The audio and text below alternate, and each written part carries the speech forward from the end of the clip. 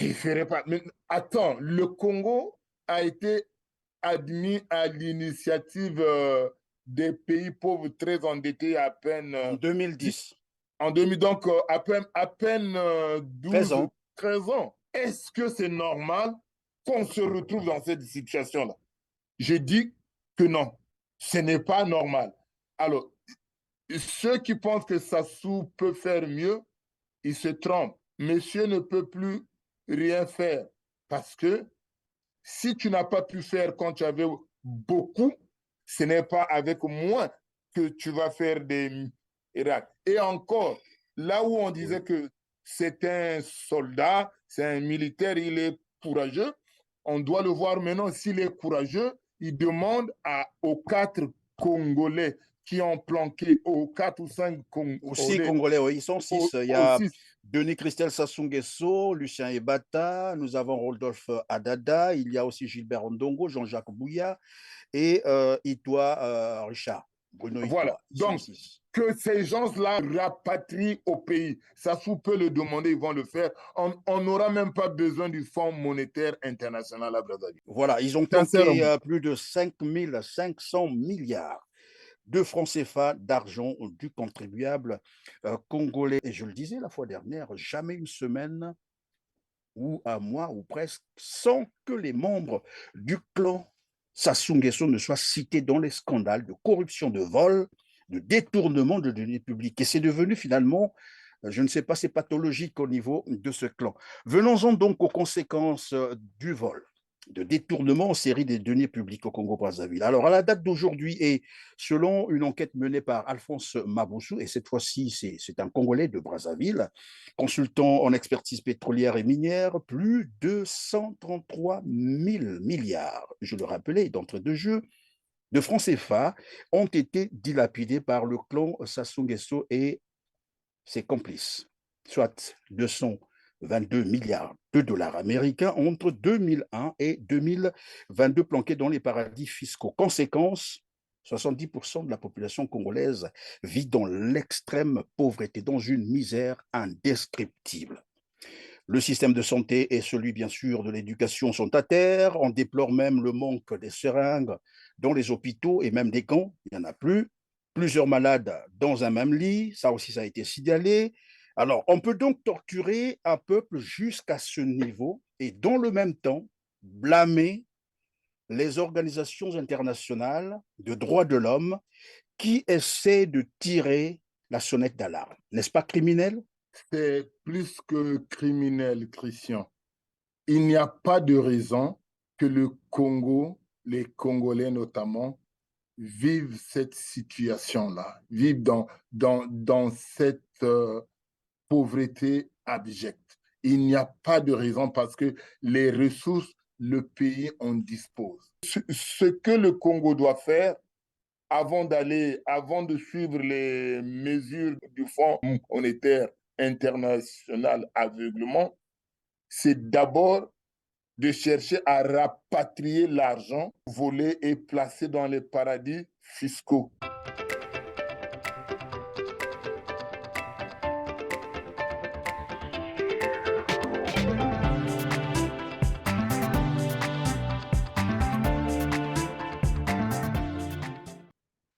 Bonjour Mathieu Bakima Balele. Bonjour, mon bien-aimé Christian.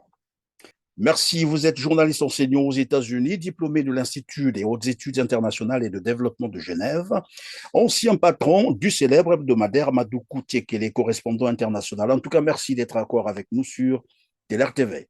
Moi aussi, je suis très heureux d'être là avec vous de nouveau. Merci.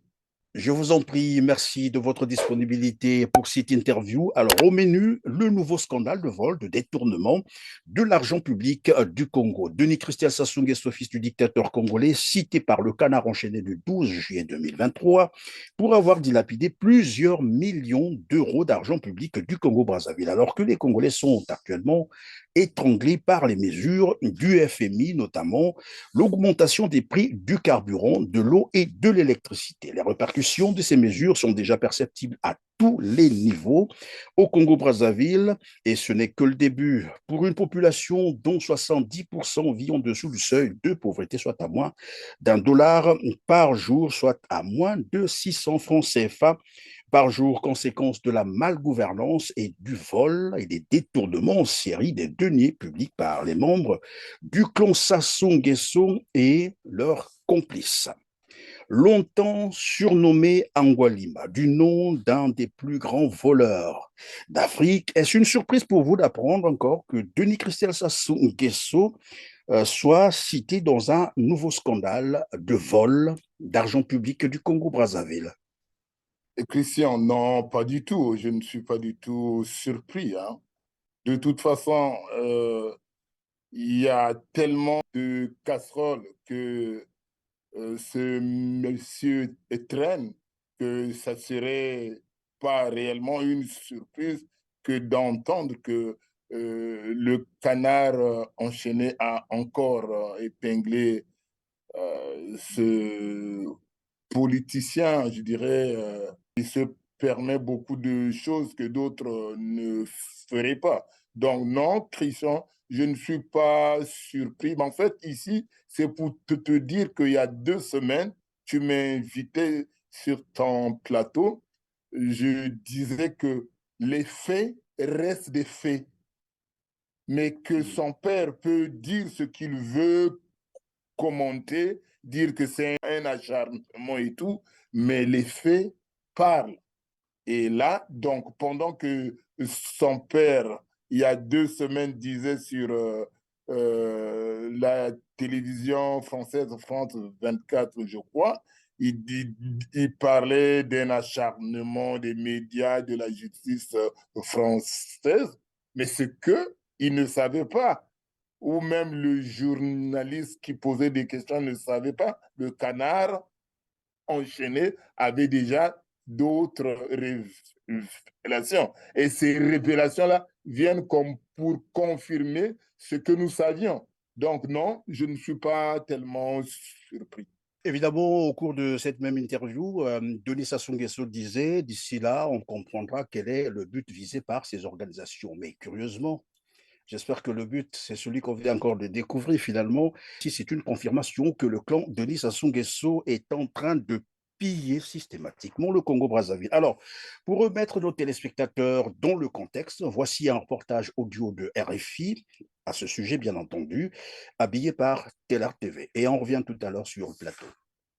C'est le canard enchaîné qui le révèle. Selon l'hebdomadaire, les juges en charge de l'enquête française sur l'affaire dite des biens mal acquis ont mis la main sur de nouvelles pièces compromettantes contre Denis Christel Sassou Nguesso. Le fils du président du Congo-Brazzaville est accusé d'avoir détourné des millions d'euros d'argent public. Sébastien Nemeth. Denis Christel Sassou Nguesso aurait été bien imprudent. Le canard enchaîné a obtenu des ordonnances des juges d'instruction révélant que le fils du président congolais serait lié à des sociétés écrans. En 2020 et 2022, les juges ont saisi 2 hôtels particuliers à Paris et Neuilly, des logements de luxe détenus par des sociétés congolaises. Selon l'article, l'hôtel particulier de Neuilly, qui comprend 7 chambres, 5 salles de bain, un salon de coiffure et un de massage, aurait par exemple coûté 10 millions d'euros. Or, d'après l'instruction, ces entités sont des sociétés écrans et le véritable propriétaire de ces biens, c'est Denis Christel Sassou Nguesso. Le journal fait le lien grâce à des documents signés de sa main au nom de ces sociétés. Il aurait ainsi paraphé une dizaine d'ordres de virement équivalent à 800 000 euros de travaux de décoration du logement Cossu rue Fresnel à Paris. Même chose pour 12 millions de chantiers immobiliers ou encore pour l'assurance d'un jet privé. Les enquêteurs auraient aussi établi que derrière une identité et une fausse adresse mail, Denis Christel Sassou Nguesso transmettait ses ordres aux notaires et aux architectes. L'un d'eux lui répondait « Bonjour monsieur Denis », pas très discret, estime le canard enchaîné. Son avocat lui estimait que le procès fait aux dirigeants africains est choquant. Selon maître Jean-Jacques Neuer, la France, représentée par sa justice, s'érige en moraliste, comme si elle disait que ces pays n'étaient ni souverains, ni capables de se juger eux-mêmes. Alors, Mathieu, 12 millions d'euros, soit sensiblement 8 milliards de francs CFA, des milliards détournés, volés à tour de bras, que les Congolais doivent désormais payer les conséquences à travers les mesures d'augmentation des prix du carburant, de l'eau, de l'électricité que leur impose le gouvernement Sassou et Makosso. Des mesures recommandées par le FMI. Christian, c'est vraiment méchant que de demander au peuple qui n'a rien de faire des sacrifices davantage, alors que normalement le pays a de l'argent. Si nous étions gouvernés par des gens proprement choisis par le peuple lui-même, je pense que nous ne serions même pas là où nous sommes. Le fait est que aujourd'hui, on demande au peuple de donner le peu qu'il a.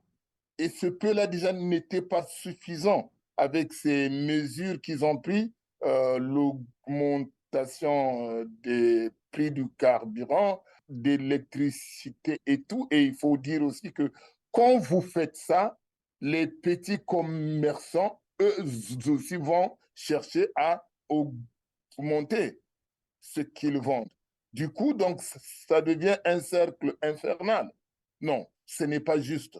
Parce que ce que le Congo doit faire avant de suivre les mesures du Fonds monétaire international aveuglement, c'est d'abord de chercher à rapatrier l'argent volé et placé dans les paradis fiscaux. Et parmi ces Congolais, bien sûr, il y a le fils du président qui vient d'être encore épinglé. Donc, si déjà, ce qu'on demande là, ce n'est pas tellement difficile. En fait, l'Angola a réussi à faire rapatrier à Luanda des grosses sommes d'argent. Le Nigeria venait aussi de réussir quelque chose dans cet ordre-là. Pourquoi M. Denis Sassou Nguesso ne demanderait pas à ces riches qu'il a fabriqués de rapatrier l'argent à Brazzaville plutôt que de faire payer leur mégestion au peuple, aux populations? Évidemment, pourquoi ne pas rapatrier donc les fonds volés, puisqu'il y en a, c'est en termes de centaines de milliers de milliards planqués dans les paradis fiscaux. Alphonse Maboussou parlait de 133 000 milliards de francs CFA, soit l'équivalent de 222 milliards de dollars américains planqués dans les paradis fiscaux. Alors, dans le reportage qu'on vient de suivre tout à l'heure, l'avocat de Christelle Sassou Nguesso, et d'ailleurs, c'est le nouveau narratif, je ne sais pas si vous l'avez constaté, Anatole Koliné-Makosso et Denis Sassou Nguesso tiennent le même langage depuis un certain temps.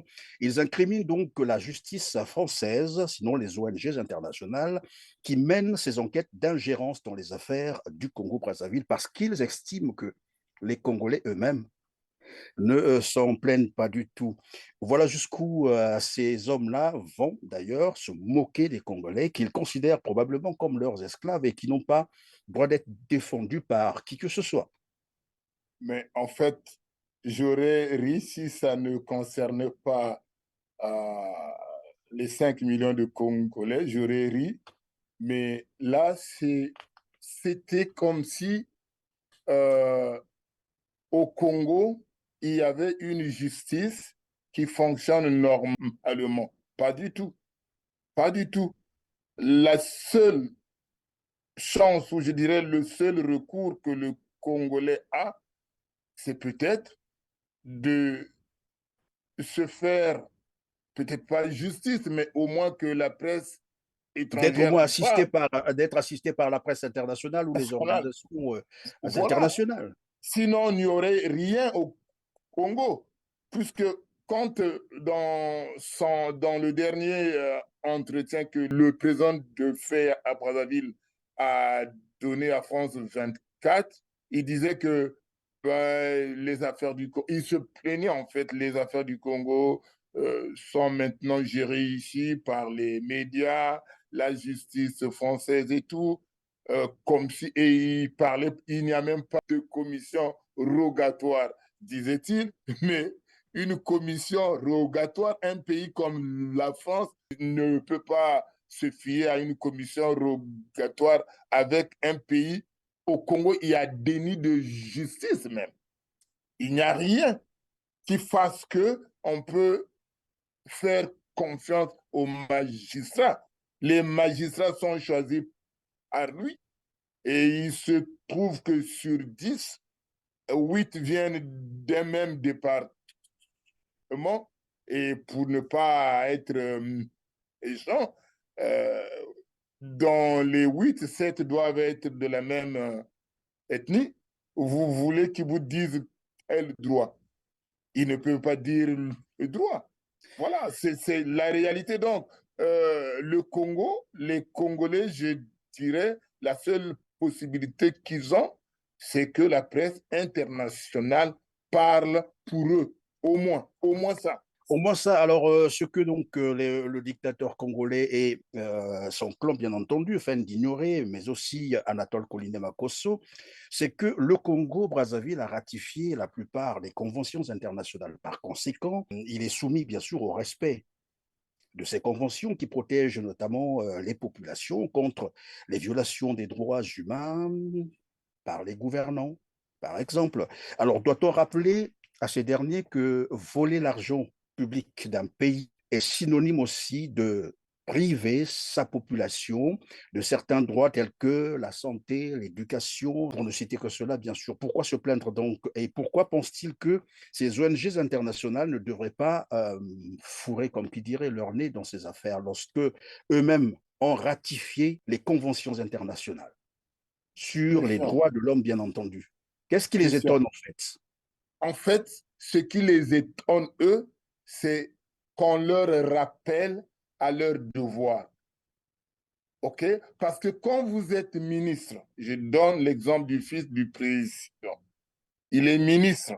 On ne le critique pas parce qu'il a une affaire privée. Il est ministre. Ou bien avant ça, il a été directeur d'une entreprise para-étatique ou étatique, je pense, dans le cas de la... SNPC, oui, oui. Donc, Christian, ce n'est que logique qu'on lui demande des comptes. Parce que quand vous gérez l'argent public, vous avez des obligations et des devoirs.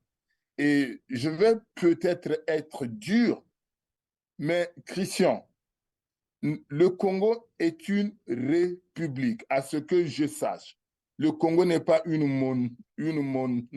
Une monarchie, oui, oui, mais Donc, il suffit de lire la Constitution donc pour voilà, s'en rendre si compte. réellement nous sommes en république, il faut rendre compte. Comme tu le disais il y a 2 semaines, le président Youlou disait que l'argent public, on ne On ne touche touche pas, pas. jamais. Alors, comment voulez-vous vous gérer de l'argent public et vous ne voulez pas qu'on vous demande des comptes? Mais mieux, Mathieu, lorsqu'ils volent ces milliards, ces centaines de milliers de milliards, ils vont faire les dépenses à l'extérieur, c'est-à-dire en France ou ailleurs.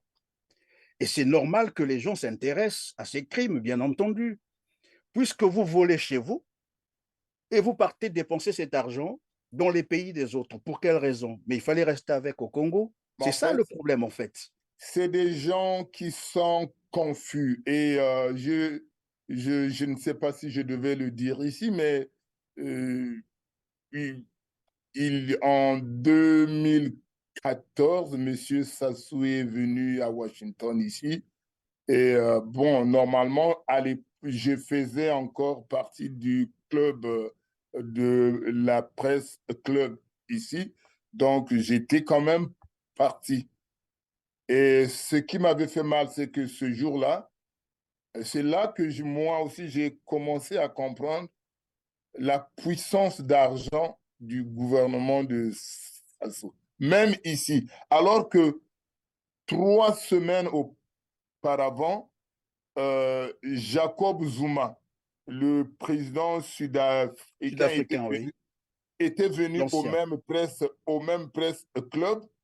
Et c'est pendant qu'il était dans ses affaires de détournement où il avait fait faire des travaux chez lui, on utilisant, je pense, l'argent du gouvernement en Afrique du Sud et tout. Mais on l'avait posé des questions, on l'avait vraiment poussé dans ses derniers... Je me souviens, Jacob Zuma, il riait, il souriait, mais vous pouviez sentir qu'il n'était pas à l'aise. Mais 3 semaines après, quand on se souvient, dans le même presse club, bizarrement, Il y on a eu la nous interdit, complaisance. non, on nous interdit de poser des questions. Il faut écrire et vous les donner au président du presse club. Et le gars ne lisait pas certaines Question. questions. À l'époque, je n'ai pas voulu spéculer, mais après, j'ai compris que ce monsieur-là, bon, il n'est plus président du presse club, mais je lui ai envoyé un email et je lui ai remis ma carte. Donc, c'est en 2014 que je suis sorti Du du Presse Club. presse club de, de Washington. Parce que non, ce n'est pas possible. Il faut poser des questions à ceux qui ont la charge de diriger les affaires publiques, parce que ce n'est pas leur bien à eux. Et tout le monde ne peut pas poser des questions à un ministre, à un président. C'est la presse qui s'en occupe. Donc, Qui ce s'en n'est que occupe? normal et logique que les médias comme le Canard enchaîné ou Radio France Internationale et autres s'intéressent à ce qu'ils font. C'est tout. Oui, ben j'allais dire, quoi de plus normal que ces ONG internationales et la justice française de s'intéresser évidemment à ces crimes, d'autant plus que, ben voilà, en France, évidemment, quand il y a des opérations, des activités qui attirent l'attention, évidemment, de ces ONG, c'est tout normal qu'ils puissent s'en intéresser parce que on ne peut pas comprendre des gens qui gouvernent un pays dit pauvres, très pauvres et endettés, partent faire des dépenses énormes au niveau de Paris où on les voit dans les magasins ou acheter, comme là, Mais comme on vient de le dire dans le reportage, 2 hôtels particuliers. À ce coût-là, déjà, on parle de 12 millions d'euros. C'est beaucoup Christian, d'argent. Il faut justifier tout cela. Christian, quand vous lisez le papier du canard, il y a un encadré là, il y a un petit encadré sous forme de filet où on parle d'un chauffeur de Monsieur Christelle Christelle, oui, qu'on a arrêté au hasard dans la circulation avec plus de 97 000 euros. euros. En France, je ne sais pas combien ça fait, mais c'est ce qu'on disait. C'est autour de 40 millions, oui, Tu ne 40 peux à pas te 50 millions promener, tu ne peux pas de te francs. promener ici avec du cash de ce niveau-là. Ça montre que c'est plutôt, je ne sais pas, Mais j'ai pas est-ce envie que de dire on peut parler le mot, mais d'une certaine confusion finalement? Ils confondent le Congo à la France, c'est ça? Ou ils peuvent aller faire le désordre, faire ce qu'ils font au Congo et que là-bas aussi, personne ne les touchera, personne ne leur Mais il demandera de aurait payer. dit, hein, quand vous lisez très bien, il aurait dit aux flics du parquet financier, bon, écoutez, en Afrique, nous, on fonctionne plus avec du cash. En Afrique, du cash de ce niveau-là, mon œil. Non, mais écoutez. Mais en fait, Christian, je veux peut-être choquer tes téléspectateurs. En fait, nous rêvons beaucoup. Au Congo, nous rêvons. On a affaire aux gens qui sont à la tête, certes, de la République, mais qui dirigent le pays avec un background de leur ethnie, de leur groupe ethnique. En fait, au Congo, il y a eu trois grands ensembles, hein. On peut parler du royaume du Congo, on peut parler du royaume d'Anziko et on peut parler des chefferies du Nord, Mboshi en particulier. Parce que, et c'est ça, j'aimerais que les historiens, les ethnologues et autres cherchent un peu, parce que moi, je ne connais pas trop, mais je pense que Sassou et ceux qui sont autour de lui se comportent d'abord en Mboshi. Il ne se comporte pas en citoyen congolais. Parce qu'un citoyen congolais, c'est d'abord, il laisse son appartenance ethnique pour venir vers le centre qui est la République. Et en République, quand tu diriges, tu dois rendre compte. Mais je ne pense pas que dans les chefferies, on rend des comptes. Donc, ce que je voulais dire ici, c'est de dire ceci. Quand tu prends les ressortissants de l'ancien royaume du Congo, quand tu prends les ressortissants de l'ancien royaume d'Andiko, le royaume Bateke, c'est des gens qui connaissent le triptyque. Tu plantes, tu gardes un peu pour la saison qui vient, tu manges et l'excédent, tu fais quoi? Tu vends. Donc, chez nous, moi, c'est un peu, peut-être pas, je devais dire, moi, comme mon nom le dit, hein, Bakima, Balile, je suis un Bateke. Et moi, j'ai été faire mon BPC à l'ECANA, donc je sais un peu de quoi je parle. J'ai vu mes grands-parents, mes tantes faire.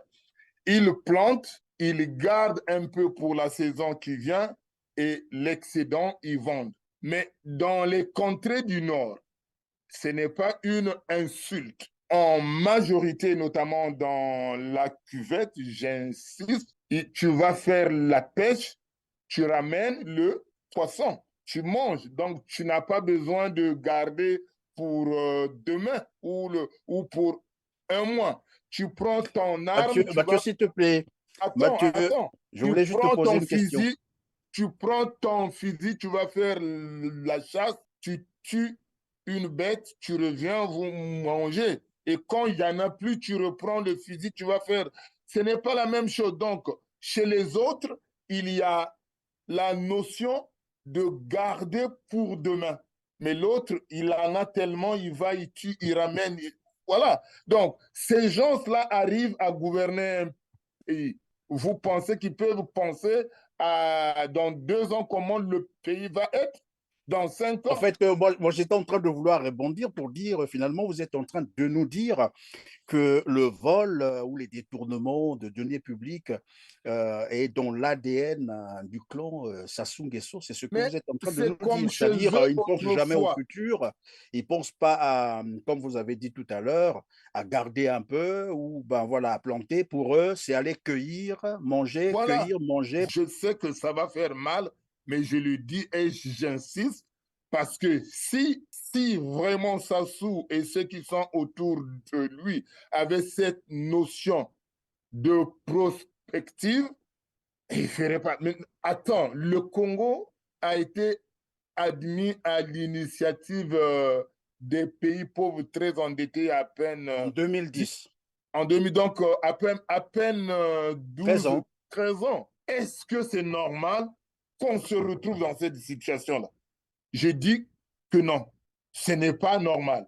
Alors, ceux qui pensent que Sassou peut faire mieux, ils se trompent. Monsieur ne peut plus rien faire parce que si tu n'as pas pu faire quand tu avais beaucoup, ce n'est pas avec moins que tu vas faire des miracles. Et encore, là où on disait que c'est un soldat, c'est un militaire, il est courageux, on doit le voir maintenant, s'il est courageux, il demande aux 4 Congolais qui ont planqué, aux 4 ou 5 Aussi Congolais, congolais, oui, ils sont 6. Il y a aussi, Denis Christel Sassou Nguesso, Lucien Ebata, nous avons Rodolphe Adada, il y a aussi Gilbert Ondongo, Jean-Jacques Bouya et Itoa Richard, Bruno voilà. Itoa. Ils sont Donc, 6. que ces gens-là rapatrient au pays. Sassou peut le demander, ils vont le faire. On n'aura même pas besoin du Fonds monétaire international à Brazzaville. Voilà, ils ont planqué Sincèrement. plus de 5 500 milliards de francs CFA d'argent du contribuable congolais. Alors donc, vous étiez en train de nous dire, ça est de la culture de ceux qui vont pêcher, manger, pêcher. Bon, mais je sais que, évidemment, dans cette contrée, il y a quand même des intellectuels, il y a aussi des gens qui sont Il y en a futés et beaucoup, mais on qui ne ferait les beaucoup voit mieux que pas. lui. Mais bon, pour Sassou Nguesso, en tout cas, tout le monde devrait se poser quand même des questions là-dessus. On ne peut pas comprendre qu'il n'y ait jamais plus d'une semaine, et je le disais la fois dernière, jamais une semaine ou un mois ou presque, sans que les membres du clan Sassou Nguesso ne soient cités dans les scandales de corruption, de vol, de détournement de deniers publics. Et c'est devenu finalement Je ne sais pas, c'est pathologique au niveau de ce clan. Venons-en donc aux conséquences du vol, de détournement en série des deniers publics au Congo-Brazzaville. Alors, à la date d'aujourd'hui, et selon une enquête menée par Alphonse Maboussou, et cette fois-ci, c'est un Congolais de Brazzaville, consultant en expertise pétrolière et minière, plus de 133 000 milliards, je le rappelais d'entrée de jeu, de francs CFA ont été dilapidés par le clan Sassou Nguesso et ses complices, soit 222 milliards de dollars américains entre 2001 et 2022 planqués dans les paradis fiscaux. Conséquence, 70% de la population congolaise vit dans l'extrême pauvreté, dans une misère indescriptible. Le système de santé et celui, bien sûr, de l'éducation sont à terre. On déplore même le manque des seringues dans les hôpitaux et même des camps. Il n'y en a plus. Plusieurs malades dans un même lit. Ça aussi, ça a été signalé. Alors, on peut donc torturer un peuple jusqu'à ce niveau et, dans le même temps, blâmer les organisations internationales de droits de l'homme qui essaient de tirer la sonnette d'alarme. N'est-ce pas criminel? C'est plus que criminel, Christian. Il n'y a pas de raison que le Congo, les Congolais notamment, vivent cette situation-là, vivent dans cette pauvreté abjecte. Il n'y a pas de raison parce que les ressources, le pays en dispose. Les cadres, le pays en dispose à foison à l'intérieur même du Congo et à l'extérieur. Le problème, c'est l'accès aux postes de responsabilité. C'est vraiment triste que 12 ans après avoir été chanceux de voir Après avoir bénéficié de la suppression carrément de la dette du Congo. que le pays se retrouve encore endetté et entre-temps, il y Il a y a eu des eu, excédents budgétaires. voilà, et que le pays se retrouve encore à quémander le monde auprès de la communauté internationale, alors que non. J'ai suivi l'un de vos invités, je ne sais pas, je crois que M. Mafimba, qui, sur un sujet, il avait raison. C'est-à-dire que on ne demande pas au peuple de se lever, de prendre les armes, mais de refuser d'accepter, ce n'est pas possible. Et je me dis, est-ce que M. Sassou, qui exerce les fonctions de président de fait au Congo, se promène à Brazzaville, à Pointe-Noire, à Dolisie, à Owando, je ne sais pas, pour prendre le pouls lui-même et non les gens qui lui font les fiches qui lui apportent. Ça ne va pas. Les, les dispensaires, il y en a même qui ferment. Il y a apparemment dans certaines régions. Non, mais ce n'est pas possible. Il y a mieux. Ce n'est pas une fatalité. Les Congolais doivent se dire que notre pays n'est pas maudit. Le pays est au contraire béni de Dieu. On a tout pour faire changer les choses, mais on a les mauvais dirigeants, c'est tout. Voilà. Et Alors, non, Mathieu, Denis Christel Sassou Nguesso, c'est aussi le vol de 50 millions de dollars. C'est juste un rappel américain, bien entendu, soit 30 milliards de francs CFA. C'est bien cela, pour avoir, bon, disons, dont il s'est mis d'ailleurs à dos la justice américaine, pour avoir acheté un penthouse à Miami avec un faux nom. Voilà, ils arrivent même à ce niveau-là, parfois à faire usage de faux, bien entendu. Et curieusement, Anatole Koliné-Makosso, un de ses complices, il faut le dire comme ça, un de ses proches, des proches de Christelle Sassou Nguesso, au cours d'une interview accordée à un média français, disait que toutes ces accusations de vol et de détournement ne sont rien d'autre que des allégations mensongères. Il n'y a aucune preuve que Christelle Sassou Nguesso a volé l'argent du Congo. Alors, un Premier ministre qui nie, sinon qui ment à la télé toutes les fois qu'il a une occasion, est-ce qu'ils se rendent compte, et c'est la question que je me posais, est-ce qu'ils se rendent compte que nous sommes à l'ère informatique, c'est-à-dire à l'ère des réseaux sociaux, où plus rien n'échappe à personne, Et sinon, pourquoi un Premier ministre devait-il s'illustrer dans ce mensonge éhonté toutes les fois qu'il a l'occasion ou qu'on lui tend le micro, alors qu'il y a eu des procès, bien sûr, aux États-Unis contre Denis Christian Sassou Nguesso, tout le monde sait, à Paris, le procès sur, disons, les biens mal acquis, et là, on vient encore de révéler, donc on a donné des nouvelles informations par le Canard enchaîné, mais tout ça, Anatole Colinet Makosso peut nier en public sur Et les plateaux Christian, télé. Christian, en fait, bon, je ne sais même pas s'il faut parler de lui, mais Monsieur Colline Makosso est Premier ministre d'un gouvernement de fait. Donc, si déjà celui qui nomme peut mentir, comme le président Sassou l'a fait il y a 2 semaines sur les antennes de radio de, comment on appelle, France 24, Makosso ne peut que faire la même chose. Mais le problème avec Sassou, vous pouvez ne pas aimer ce qu'il dit en disant que, bon, peut-être il n'a pas, je dirais, les capacités critiques, je dirais intellectuelles, pour comprendre que, bon, ce qu'il dit là est mais Makosso, il n'a pas cette excuse-là. Makosso, apparemment, est universitaire, docteur en droit, je crois. De Donc, surcroît, oui. voilà. Donc, euh, même si on est politicien, il y a des choses, Il y a des limites dans toute il y a chose. des Oui, limites à oui. venir. Comment lui, il peut dire que ce sont des affabulations, il n'y a pas de preuves. Alors donc, M.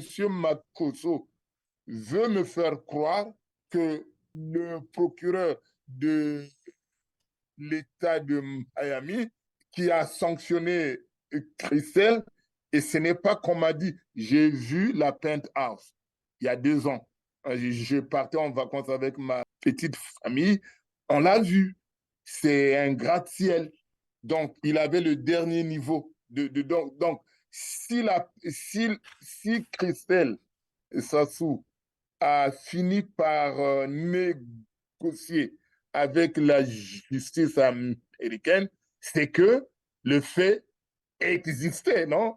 Donc, Collinet doit se dire, il y a des choses où il ne devait pas parler. Alors, là, maintenant, qu'est-ce que Collinet Makosso va encore dire que le canard enchaîné donne des preuves? Non. Pour moi, les Makosso, là, ce sont des figurants. Ils jouent son rôle, et puis quand le satrape de Brazzaville n'aura plus besoin de lui, bon, on le presse, on le met dans un coin. Donc, non, pour moi, Makosso, c'est rien. Et comme pour achever donc les Congolais, le gouvernement Anatole Colinet Makosso, qui est en fait l'arbre qui cache la grande forêt Denis Sassou Nguesso, soumet donc les Congolais aux augmentations des prix du carburant, de l'eau et de l'électricité. Et dans le même temps, nous savons, le train de vie de l'État n'a pas été réduit. C'est-à-dire, nous savons que les ministres, par exemple, les ministres congolais ont un salaire de l'ordre de 15 à 25 millions par mois. Ils ont des allocations de loyer de 2 millions de francs CFA. Ils ont les Sans bons compter, hein. d'essence gratuits. Oui, ils ont des bons d'essence gratuits. Ils ont de l'eau gratuite. Ils ont l'électricité gratuite. Alors, sans compter tout ce qu'ils grignotent par-ci, par-là, tout ce qu'ils dilapident, ça, on ne touche pas. Valable pour les sénateurs, les députés, les préfets, les maires, les officiers généraux. Voilà, ceux-là, on ne touche rien contre eux. Et c'est à la population congolaise qu'on vient demander le sacrifice, c'est-à-dire en augmentant le carburant, l'eau, l'électricité, et avec toutes les incidences que cela aura. Et nous avons lu, c'est hier que je lisais une note d'une cimenterie, je crois, au Congo, qui venait, elle aussi, d'augmenter les prix de la tonne de ciment et autres. Nous avons vu aussi une autre grille qu'on a affichée, qui circule sur les réseaux sociaux, bien que ce doit être encore vérifié, mais nous nous apprenons que les boissons aussi ont connu une augmentation. Alors, ce n'est que le début, ça veut dire que ces mesures vont avoir une répercussion, mais négative, dans la vie au quotidien des Congolais. Pourquoi soumettre un peuple qui ne leur a rien fait à cette torture? Déjà un peuple dans la misère. On connaît le pouvoir d'achat des Congolais, on le connaît déjà. On connaît ce que gagnent les Congolais. Nous avons dit tout à l'heure, 70% de cette population vit dans la précarité. Voilà, on vient leur soumettre tout ceci. Ah, moi, ma question, pourquoi ce mépris? Sinon, j'allais parler de l'arrogance et du mépris de ce gouvernement envers, ou de ce régime envers les Congolais. Qu'est-ce que les Congolais leur ont fait, en fait? Ah bon, tu me poses à Non, moi mais je cette te pose la question, mais question. Je sais que tu es, tout à tu l'heure, ne je te savais pas. présentais. Mais Tu es quand même celui qui a créé au Congo un des célèbres hebdomadaires, Madoukou Teke. Donc, c'est quelqu'un qui connaît bien le Congo, qui connaît ce milieu-là, qui a dû fréquenter ces gens-là. Peut-être que une information comme ça aurait été glissée quelque part pour dire, mais ces gars-là s'en prennent aux Congolais parce que, bon, bon, en je fait, pose la question à un journaliste en plus, pas oui, les mais moindres. en fait, il ne faut pas faire mystère. Pourquoi Sassou et ses hommes ont cette attitude? Parce que Pourquoi ils ont ce Sassou, mépris-là non, envers mais le Congo? c'est même pire que le mépris, Christian. Parce que chaque fois que Sassou s'est essayé à une élection libre, transparente, le peuple n'a jamais voté pour lui. Donc, pour dire, le peuple l'avait rejeté et lui Voilà. également, Et il donc, veut quand il venger de revient, cela. voilà, et quand il revient déjà en 1980, 97. il revient par les armes. Il met fin à ça. Mais comme il ne pouvait pas rétablir le monopartisme, il s'est dit, bon, on laisse le monopartisme là, mais il y a moyen de faire du monopartisme Ou dans dans le le multi. multipartisme. Voilà. Ah, d'accord. Donc c'est ce qu'ils font. Et récemment, selon même ses propres services, en 2016, Mokoko l'a battu à plate couture. Et c'est là où on l'appelait Monsieur 8%. Donc, il a encore dit, mais ce peuple-là, ça ne va pas, non? Et donc, il ne peut pas travailler pour des gens dont il sait la majorité ne l'apprécie pas. Il est là de force et il fait ce que bon lui semble. Donc, tant que... Mais il faut il faut bien sûr qu'ils aient en conscience qu'il n'y a aucun régime au monde qui peut faire face à un peuple debout. Il faut craindre un jour que ce peuple se Prions mette et debout. souhaitons, et je dirais même travaillons pour donner les outils à ce peuple pour qu'il se libère. Parce que souvent, le problème avec le peuple congolais, c'est que il a tendance à se réfugier derrière un repli identitaire qui ne s'explique pas. Regardez ce qui s'est passé au Sénégal. Moi, je sais que les gens vont dire non, il ne faut pas comparer, les Sénégalais sont différents. Non, chez nous, C'est des hommes comme ce nous. sont des hommes, c'est des Voilà. Africains comme nous, des Noirs. Et aujourd'hui, je vous dis, Christian, je me souviens, je ne sais pas si tu as vu circuler sur les réseaux sociaux, pendant le BPC, dans un village dans le district de la Cuvette, à Lembe, je pense, J'ai vu tu la as vu délégation, la évidemment. délégation qui marchait avec Mhm. des baluchons où il y avait des épreuves, ils marchaient dans l'eau parce qu'il y a eu inondation. Donc, en fait, Sassou ne travaille même pas pour Ou du Nord, peut-être. c'est une illusion, c'est une erreur. Quand on dit que le pouvoir est du Nord, c'est de n'importe quoi. Même C'est au pas vrai. Nord, là-bas, les gens souffrent et ils n'ont rien. c'est vrai qu'il y a un clan qui est là, notamment, il faut dire, hein, Il y a l'axe, une poignée de personnes qui poignée de profitent de gens, ce pouvoir, mais c'est jamais tout le Nord, non. voilà, l'axe Oyo-Bunji, c'est dans Évidemment, ça. pendant que nous en parlons, Voilà, Mathieu, pardon, je vais proposer donc à nos téléspectateurs de suivre en image, bon, son commentaire. Chacun se fera sa propre idée, son commentaire sur ces images d'un jury du BPC, je crois c'est ça, qui se rendait quelque part au nord. Et vous allez dans voir la ce que c'est. cuvette. Nous sommes au Congo, hein, en 2023, bien entendu, au XXIe siècle. Suivez.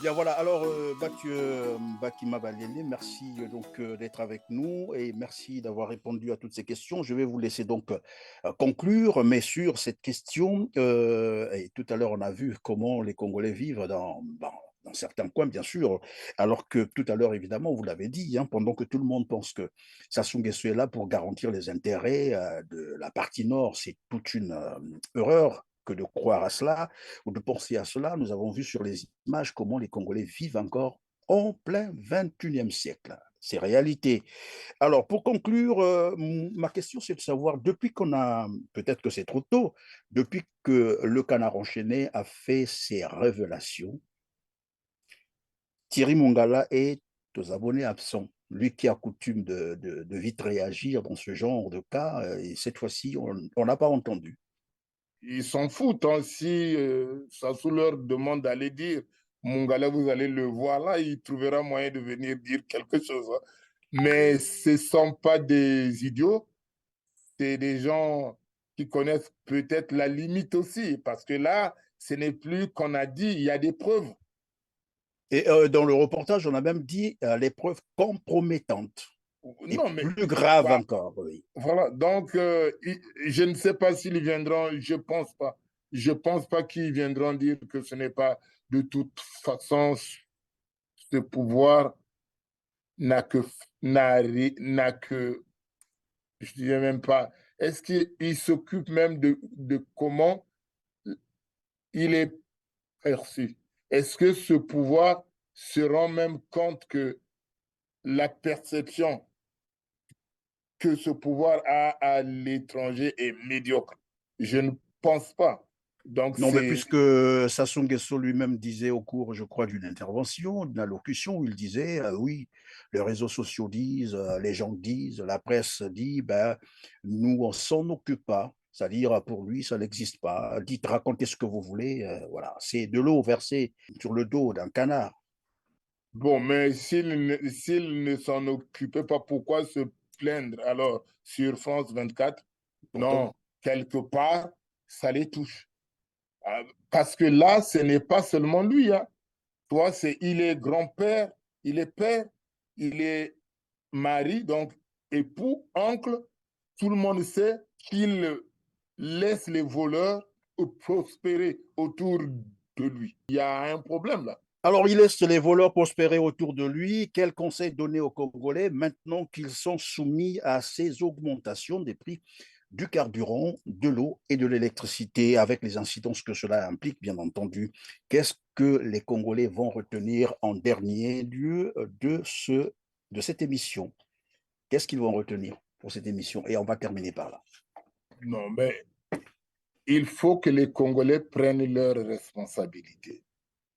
Sassou n'est pas né avant le Congo, même si dans sa tête, sa façon de faire, ça veut dire qu'il est au-dessus. Il n'est pas au-dessus. Il est né au Congo et avant lui, il y a eu des présidents. Après lui, il y en aura.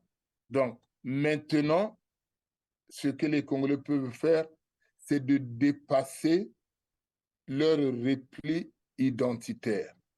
Les Ils doivent, clivages, voilà. oui, il faut dépasser le repli identitaire pour congédier ce monsieur et reprendre l'initiative. Sinon, il n'y aura pas de changement tant que Sassou ou ceux qui sont avec lui seront là. La gestion d'un pays, ce n'est pas un miracle. Je peux te dire, notre pays peut se développer. Christian, nous pouvons, en fait, c'est un problème de volonté politique et d'éthique. S'il y a la volonté politique et il y a l'éthique dans l'action, nous pouvons changer. Et je redis, plutôt que d'imposer les sanctions que moi j'appelle des sanctions, les mesures infâmes du FMI sur le peuple, rapatrions l'argent que certains de nos frères ont mis dans les paradis fiscaux. Nous pouvons nous en sortir, mais il faut avoir le cran, le courage de le faire. C'est tout. Voilà, alors le Congo donc peut se développer, peut devenir un Qatar, pourquoi pas, voilà. Avec tout l'argent qu'on a eu à planquer dans les paradis fiscaux, il suffit de rapatrier cet argent au lieu de soumettre les Congolais à ces mesures, mais tout à fait, oh, j'allais dire criminelles, parce que finalement, c'est tellement difficile, contraignante pour une population déjà meurtrie de misère et de pauvreté. Voilà. Merci Mathieu Bakima Balele d'avoir répondu à nos questions, de nous avoir encore visités aujourd'hui et nous reviendrons un autre jour, probablement, pour toujours décrypter l'actualité politique, pourquoi pas économique du Congo. Merci et à très bientôt. Toujours un plaisir, Christian, de revenir sur votre plateau. Allez, salut mon pote. À vous aussi, mesdames, messieurs, merci de nous avoir suivis. Et comme d'habitude, je vais simplement vous rappeler, dans le cas où vous avez oublié, de cliquer sur le petit pouce en l'air, c'est juste en bas de cette vidéo, de partager au maximum cette émission pour nous aider à atteindre un plus grand nombre de téléspectateurs. Pensez également à vous abonner si vous ne l'avez pas encore fait pour être prévenu de toutes nos prochaines productions. Quand j'ai dit cela, c'est la fin de cette émission et merci, on se retrouve très prochainement.